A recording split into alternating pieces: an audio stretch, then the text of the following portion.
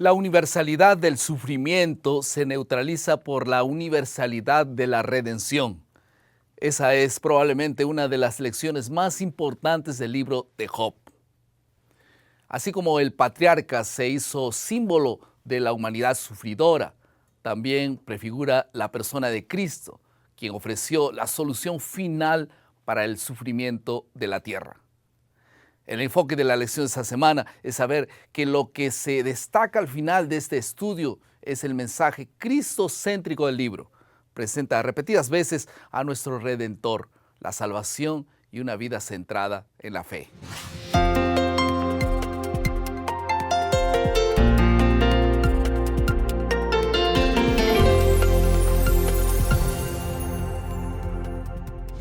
Bienvenidos al bosquejo de la lección de la escuela sabática. Estamos en la última lección del trimestre.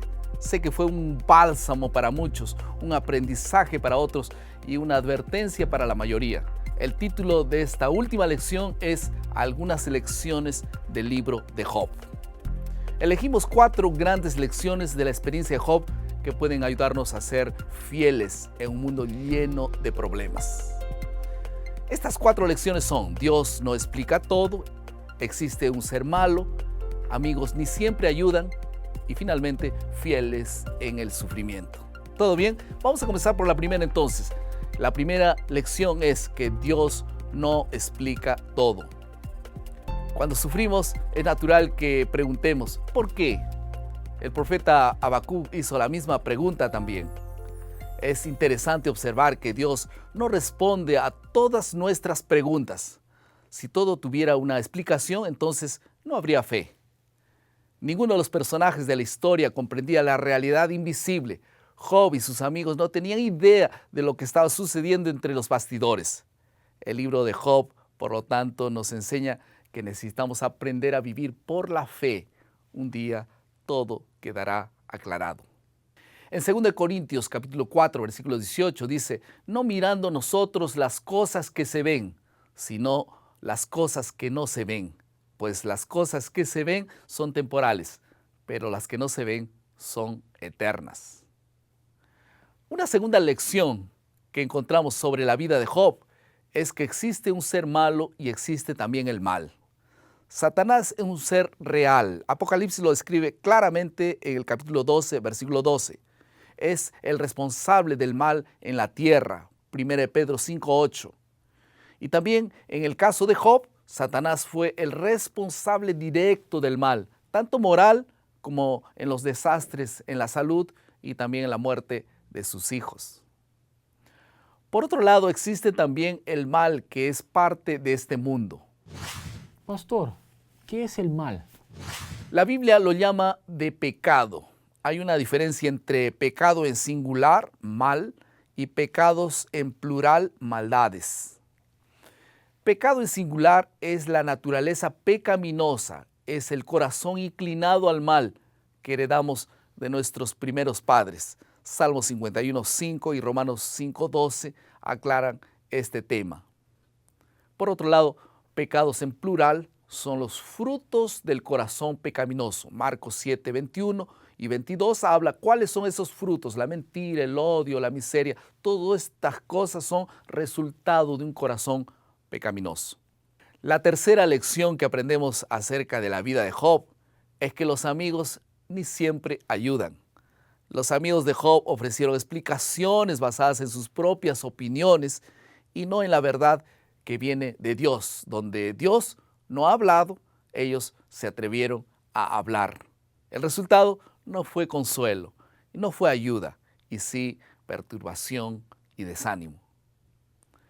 No siempre las palabras expresadas con buenas intenciones y con sinceridad son sinónimos de sabiduría. Recuerden bien, esos hombres que fueron a conversar con el patriarca tenían buenos motivos.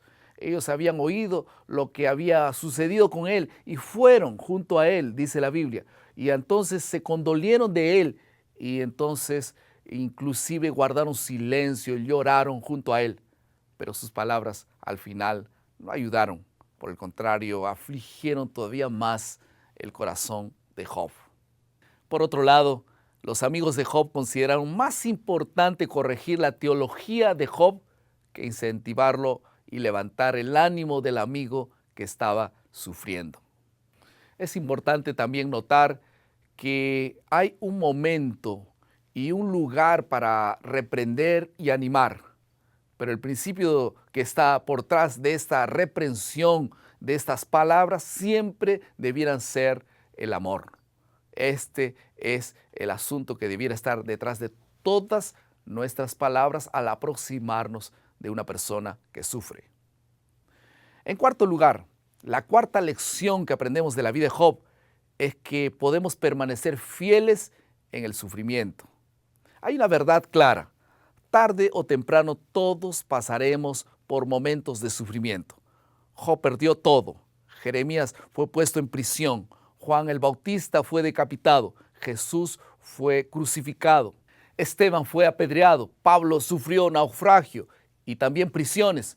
Los problemas de la vida no sugieren falta de fe, así como ni siempre son prueba por algún terrible pecado que hemos cometido. Son parte de la vida en un mundo de pecado.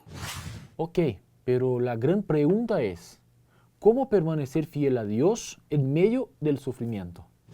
El salmista David declaró en el Salmo 23, me gusta mucho esta declaración que dice: aunque ande por el valle de la sombra de la muerte, no temeré mal alguno porque tú estarás conmigo. Allí no está diciendo que no pasaremos por el valle de la sombra y de la muerte, dice que sí, pero la gran diferencia es quién está contigo en medio del sufrimiento. La mayor promesa en la Biblia no es el regreso de Jesús o alguna otra promesa. La mayor promesa de la Biblia es: yo estaré, yo estoy con vosotros todos los días hasta el fin del mundo. Mateo 28, versículo 20. El nombre de Jesús, Emmanuel, significa Dios con nosotros. Es siempre el deseo de Dios de estar con sus criaturas, y este es el grande alivio para aquella persona que sufre.